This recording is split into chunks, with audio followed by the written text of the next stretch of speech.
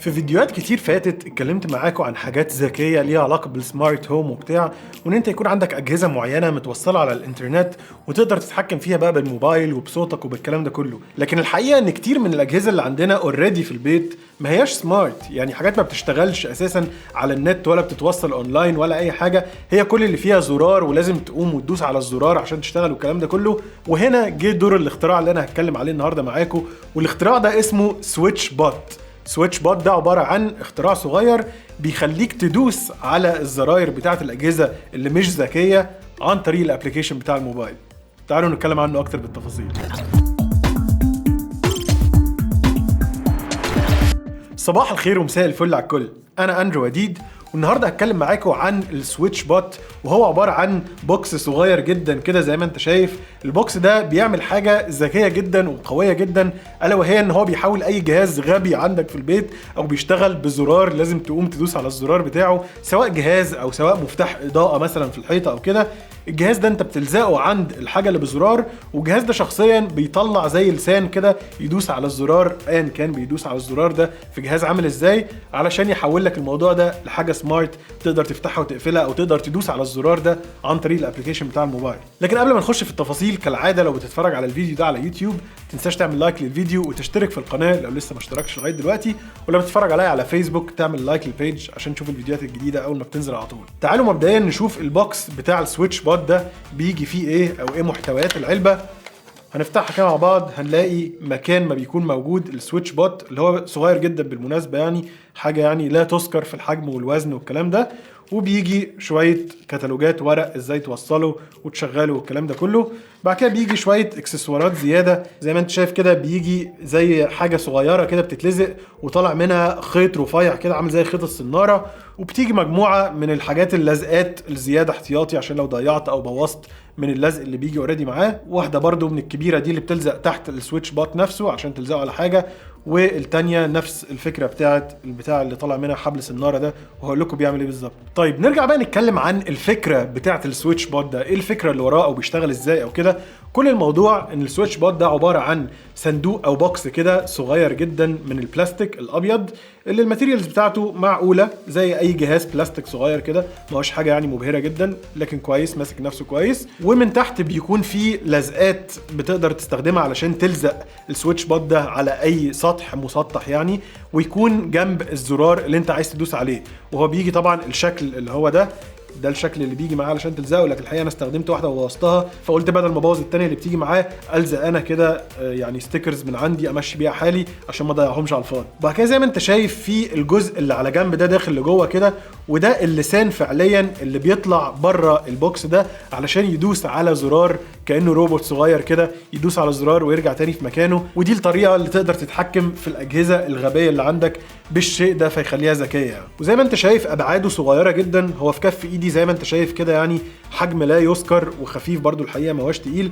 يمكن الحاجه اللي متقلاه البطاريه اللي موجوده جواه، اللي لو جيت على الجنب كده هتلاقي فيه جروف صغير لو شديت من عنده هيتفتح وهتلاقي البطاريه دي من جوه. الحقيقه بطاريه غريبه شويه اسمها CR2، مش هتلاقيها بسهوله قوي، لكن على حسب كلام الشركه البطاريه دي عمرها 600 يوم معاك، فيعني مش هتفكر انك تغيرها غير كل فين وفين. بالمناسبه السويتش بوت ده بيجي باللون الاسود كمان، لو انت عايز يعني تركبه على جهاز لونه اسود فيبقوا لايقين على بعض ما يكونش نشاز كده زي الابيض ده. وساعتها بقى يا معلم كل اللي انت عليك تعمله ان انت تنزل الابلكيشن اللي اسمه سويتش بوت وتوصل الجهاز ده على الابلكيشن عن طريق البلوتوث بطريقه سهله جدا، يعني الموضوع ما خدش مني وقت، وهيطلع لك دلوقتي على طول السويتش بوت قدامك. لو دوست عليه بس في الابلكيشن هتلاقي اللسان ده طلع كده زي ما انت شايف عشان يدوس على الزرار اللي جنبه ويرجع تاني مكانه. وهي الفكره كلها بقى هنا. وزي ما قلت لك انت تقدر تتحكم في السويتش بوت ده من الموبايل بتاعك عن طريق البلوتوث، فانت تكون متواجد يعني في النطاق بتاع الجهاز ده حواليك، وتقدر تستخدمه برضو انك تتحكم فيه من اي حته في العالم. لكن ساعتها هتحتاج انك تشتري اكسسوار خارجي كده اسمه هاب ميني تبع برضو نفس الشركه بتاعت سويتش بوت، عشان تقدر بقى توصله على اليكسا بقى وتقدر تتحكم فيه في اي حته في العالم والكلام ده. لكن طول ما انت من غير الهاب ده انت تتحكم فيه عن طريق البلوتوث، او انك تظبط تايمر او سكادول او يعني زي ميعاد معين يشتغل فيه عن طريق الابلكيشن وانت جنبه بالبلوتوث، وبعد كده ابعد عنه بقى براحتك، والوقت اللي انت ظبطته فيه علشان يدوس على الزرار ده هو هيدوس على الزرار ده لوحده. وهوريكم دلوقتي امثله لازاي بيستخدم يعني السويتش بوت ده. لكن قبل ما اوريك الامثله دي عايز اقول لك ان ده بيشتغل بطريقتين.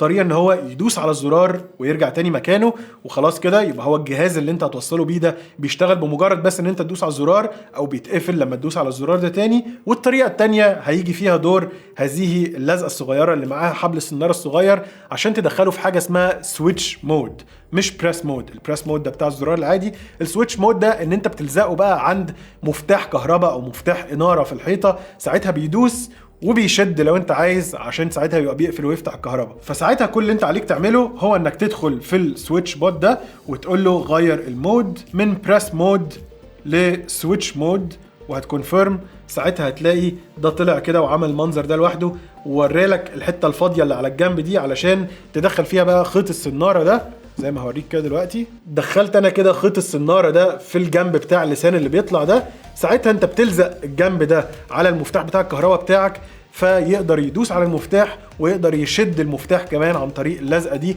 فيبقى بيفتح ويقفل المفتاح زي ما هوريك دلوقتي. فمن ضمن الامثله مثلا اللي ممكن استخدم فيها الجهاز ده علشان يدوس على زرار يشغله، حاجه مثلا زي سبيكر، سماعه مثلا زي السماعه السوني الصغيره دي كده، بتشتغل بان انا بدوس على الزرار. فاللي انا اقدر اعمله ان انا الزق السويتش بوت ده زي ما انت شايف كده دلوقتي على السبيكر من فوق، وبالموبايل اقدر ان انا اخلي اللسان يدوس على الزرار فهيفتح السماعه، او يدوس على زرار تاني فهيقفل السماعه. مثال تاني مثلا ده ساوند سيستم قدامك، الساوند سيستم ده برده بيشتغل بانك تدوس على الزرار بتاعه، فبرده هلزق السويتش بوت ده جنب زرار الباور، وبرده بالموبايل اقدر افتح واقفل الساوند سيستم بالمنظر اللي انت شايفه ده. ومثال اخير مثلا مكنه القهوه، اقدر ان انا الزق السويتش بوت ده جنب الزرار اللي بينزل لي فعلا قهوه في الكوبايه، وبالموبايل اقدر ان انا اخلي المكنه دي تعمل لي كوبايه القهوه على طول، واقوم الاقي الكوبايه جاهزه. ودي امثله كده لانك تدوس على الزرار على طول. تعالى بقى اوريك لو عايز الزقه جنب مفتاح كهرباء موجود في الحيطه عشان ينور النور، بالمنظر اللي انت شايفه قدامك ده دلوقتي. بتلزقه جنب على طول المفتاح بتاع الكهرباء، وبتلزق الحته الصغيره دي علشان يعرف يشد مفتاح الكهرباء، وساعتها هتقدر انك تفتح وتقفل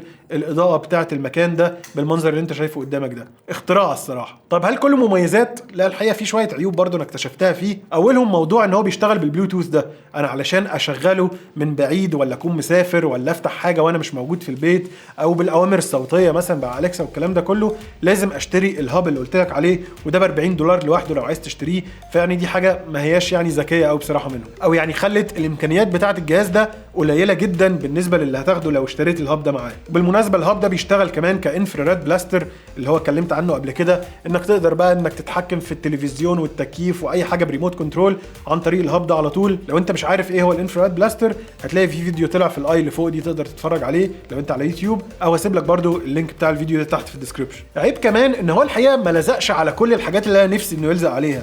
يعني جربت ان انا الزقه على مشترك بيفتح ويقفل كده برده من زرار، لكن الحقيقه الزرار كان تقيل قوي، فكان لما ده بيجي يدوس على الزرار بيفك من اللزق بتاعه. فيعني مش كل حاجه هتعرف تلزقها عليه. واخيرا سعر هذا الاختراع السويتش بوت بيجي بسعر $30 على امازون امريكا، هسيب لك اللينك تحت لو عايز تخش تشوفه. وطبعا لو عايز تشتري الهاب معاه هتزود حوالي $40، هسيب لك برده اللينك بتاع الهاب ده لو عايز تشوفه تحت في الديسكربشن. وبس كده، دي كانت كل حاجه عن السويتش بوت. لو عجبك الفيديو ده ما تنساش تعمل لايك للفيديو، تشترك في القناه على يوتيوب، ولو انت على فيسبوك تعمل لايك للبيج عشان تشوف الفيديوهات الجديده اول ما بتنزل على طول. ما تنساش كمان موضوع الكيو اند اي او فيديو الاسئله اللي هنزله قريب ده، وعلى فكره هيبقى فيديو مختلف جدا وكول جدا. فلو عندك اي سؤال عن اي حاجه سيبه في الكومنتس بتاعه الفيديو ده، او الكومنتس بتاعه بوست الاسئله اللي هتلاقيه على كل منصات السوشيال ميديا. بمناسبه السوشيال ميديا، ما تنساش كمان تتابعني على انستجرام وتيك توك عشان تشوف حاجات خلف الكواليس كده وفيديوهات قصيره لطيفه. برضو اللينك موجود في الديسكربشن تحت، واشوفك في الفيديوهات الجايه. سلام.